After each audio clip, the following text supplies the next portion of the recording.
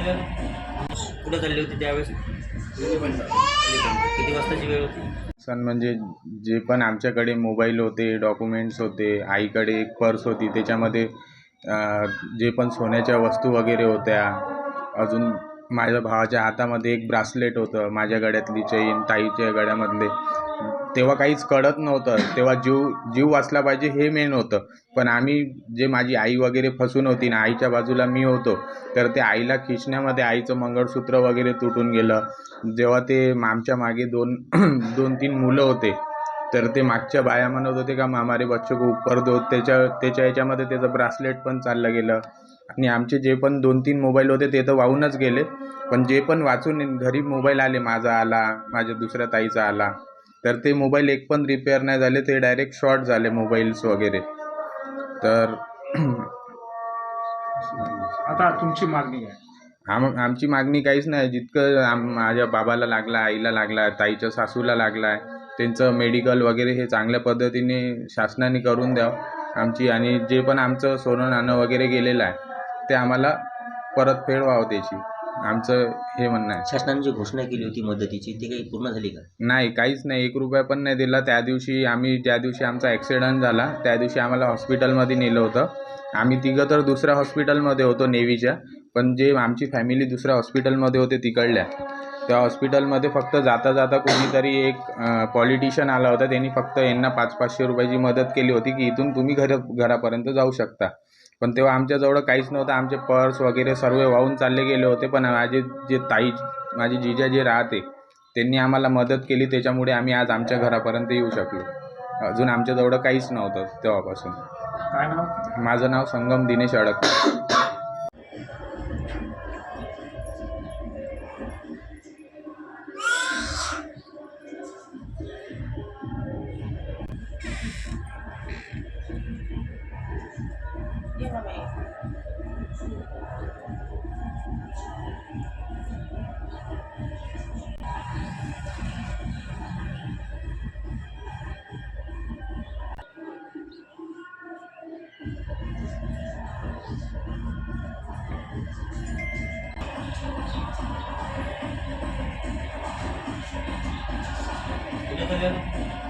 कुठं चालली होती त्यावेळेस?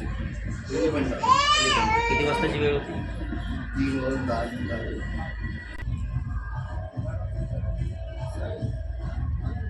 किती वाजता निघाली होती? आणि तिथे गेटवर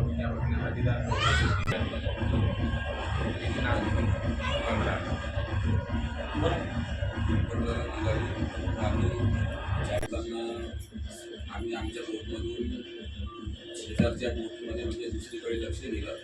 तिथे ती स्पीड बोट जी होती ती तिकडे बोटमधून मी माझ्या बाबाला पण म्हटलं. बाबा म्हटलं बघा, म्हटलं ते कसं करून राहिले. माझे बाबा पण म्हणत होते की इतक्या फास्टमध्ये कोणी बोट पडवत राहतं. नंतर 2-4 मिनिट समोर जात असताना आमच्या बोटमधला जो जहाज, तुमच्याजवळ जे लाईफ जॅकेट्स आहे ते घाला वगैरे वगैरे, त्यांनी काहीच बोलला नाही. सगळ्यात आधी तर मला हे बोलायचं आहे की जे पण बोटवाले आहेत त्यांनी सगळ्यात आधी जॉकेट दिले पाहिजे. जॉकेट मोस्ट इम्पॉर्टंट आहेत. आणि लिमिटच्या बाहेर जी बी बोट आहे लिमिटच्या बाहेर भरले नाहीत पाहिजे. कारण की मी एकच महिला नव्हती, त्याच्यामध्ये अनेक महिला होते. आणि माझ्याजवळ जे होते, आम्हाला ज्या हॉस्पिटलमध्ये घेऊन गेलेत त्या हॉस्पिटल 10 महिन्याचं बाळ होतं. आणि त्या 10 महिन्याच्या बाळासोबत त्याचे पप्पा होते. पण आई वाढली होती, त्याची वाहून गेली होती त्या पाण्यामध्ये. त्यावेळेस मला बघून असं म्हणजे एवढं माझे हे झाले की पूर्ण होश उडून गेले. कारण की तो 10 महिन्याचा बाळ एक म्हणजे तो दूध पिताच बच्चा होता एक. आणि त्याच्यानंतर असे बाया कितीत वाहून गेले. आणि माझ्या पायाखाली एक 7 वर्षाचा मुलगा पडलेला होता. त्या मुलाला बघून तर मला बापरे असं वाटलं की त्याला मी वरती काढले आणि म्हणलं बचाव बचाव, आणि आम्ही मस्त आवाज देत आहे. पण कोणीच वाचवायला आलं नाही. काही वेळ बोट वापस गेली, 2 बोटा येऊन वापस गेल्या. सगळ्यात आधी जॉकेट द्या. आणि लोक काही जात नाही फिरायला आणि लोकांना आयडिया नसते की जॉकेट घालायला पाहिजे आणि जॉकेट घातल्यानंतर असं असं होते म्हणून. आणि माझ्या आईचं मंगळसूत्र होतं, माझे 2 गोप होते आणि माझ्या भावाच्या हातामध्ये ब्रेसलेट पण होतं, माझ्या हातामध्ये रिंग होती. आणि माझ्या मोबाईलची आणि माझ्या भावाच्या मोबाईलची EMI पण आत्तापर्यंत खंडायची आहे. मोबाईल एकांचे पण रिपेअर झाले नाहीत. आणि यांनी 4 दिवस हॉस्पिटलमध्ये होते, पण कुणाकडून काही मदत भेटली नाही. आमचे 4 जण ॲडमिट होते, मुंबईलाच होते. पण कोणाकडून, शासनाकडून काही मदत भेटली नाही, 1 रुपयाची पण. त्यांनी माझं बाळ पाहून बी 1 रुपया पण दिला नाही. भेटली पाहिजे आम्हाला.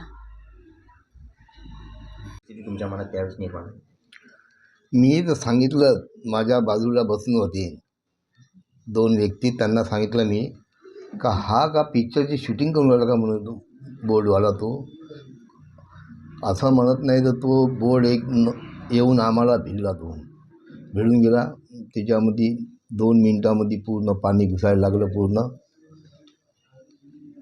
आता कसं करायचं बा, जीव कसा वाचवायचा, कसा पाहायचा, तेवढ्यामध्ये आम्ही घाबरून गेलो पूर्ण. माझ्या पायाखाली लाशा बायाच्या, मी पाहून राहिलो आमच्या घरच्या लाशा आहे का, कुठच्या लाशा आहे या, ते बघून राहिलो मी. त्याच्यामध्ये परेशान झालो मी. तर कसं करायचं, काय करायचं बा. तर माझे मुलं राहिले, बचाव बचाव बचाव बचाव. मग मी म्हणून राहिलो बचाव बचाव, खूप चिल्लावून राहिलो. कोणी आम्हाला सपोर्ट नाही केलं त्या टाईमी.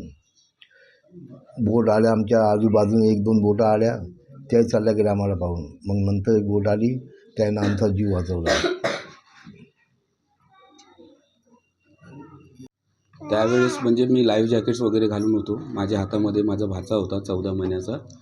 त्याला सर्वात पहिले जी बोट आली माझ्याकडे, त्याच्यामध्ये मी त्याला देऊन माझ्या बहिणीला आणि माझ्या भाच्याला त्याच्यामध्ये सेव्ह केलं.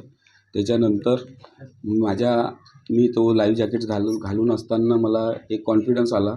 मला स्विमिंग पण येतं, का बा मी एवढ्या पाण्यामध्ये अर्धा पाऊण तास 1 तास तरी स्वतःचा जीव वाचवू शकतो. त्याच्यासाठी आता माझे जो इतका मोठा परिवार मी घेऊन निघालेला आहे, तर त्यांना मी कसं तरी वाचवणार हे असं म्हणजे मनामध्ये जिद्द ठेवली होती. आणि शेवटपर्यंत मी त्यांना इकडे तिकडे बघून सर्वांना असं त्यांच्या नाकातोंडामध्ये पाणी जाऊन होतं. सर्वांनी म्हणजे त्याच्यामध्ये पेट्रोल, डिझेल सर्व काही, म्हणजे माझ्या आईचे पूर्ण डोळे लाल होऊन होते. ते पाहून म्हणजे शेवटपर्यंत आम्ही संघर्ष करतच होतो. माझे बाबा म्हणजे एकदम किनाऱ्यावर बसून होते टायराच्या सपोर्टनी. त्यांना पण एका हाताने म्हणजे त्यांना डाव्या हाताला लागून होतं, तरी त्यांनी त्याच्याकडे न लक्ष देता स्वतः त्यांच्या परिवाराकडे लक्ष देत होते. आता कोण कुठे आहे, कोणी बोटमध्ये चढलं की नाही, आणि सर्वकडे म्हणजे असं लक्ष देऊन होतो. आणि एकमेकांना पकडूनच होतो आम्ही तिथे.